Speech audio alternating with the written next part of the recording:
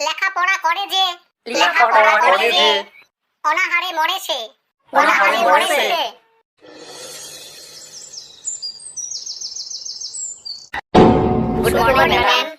Good morning my children.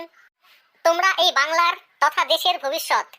আমি তোমাদের ডেকেছি কোনো পড়াশোনা করানোর জন্য নয়, বরং একটি বীজ মন্ত্র দেওয়ার জন্য। যে বীজ মন্ত্র পেলে তোমাদের জীবন সফল হয়ে উঠবে। আমি বহু বছর থেকে দেখে আসছি তোমরা মাধ্যমিকের পরে উচ্চ শিক্ষার জন্য ব্যাকুল হয়ে পড়ো। জমি জমা সম্পত্তি সমস্ত কিছু হারিয়ে তোমরা একটা ডিগ্রির জন্য ব্যতিব্যস্ত হয়ে পড়ো। তারপর সেই কাঙ্ক্ষিত ডিগ্রি হাতে পেলেই তোমরা রাস্তায় বসে চাকরির জন্য ধর্ণা দাও। কিন্তু কেন? একটা চাকরি কি মানুষের জীবনের লক্ষ্য? আর কোনো কিছু নেই? তোমরা কি জানো চাকরি করা মানে পরের গোলামি করা? আর এই গোলামি করা স্বপ্ন নিয়েই তোমাদের জীবন কেটে যায়, তোমরা বিয়ে পর্যন্ত করতে পারো না। সুতরাং আজ তোমাদের শপথ নেওয়ার দিন যে শুধুমাত্র চাকরি নয়, যে কোনো কাজ বা ব্যবসাই হবে তোমাদের জীবনের মূল মন্ত্র। তোমরা কি জানো ছোট্ট একটা চায়ের দোকান দিয়ে দিনে কোটি টাকা রোজগার করা যায়?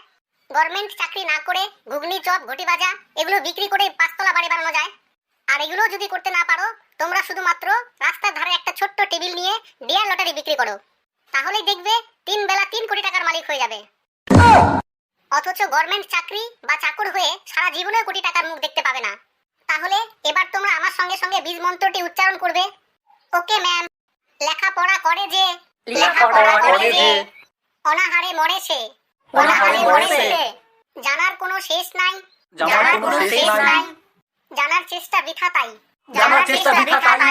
বিদ্যা লাভে লোকসান নাই অর্থ নাই মান হীরক রানী বুদ্ধিমান করো সবে তার জয় গান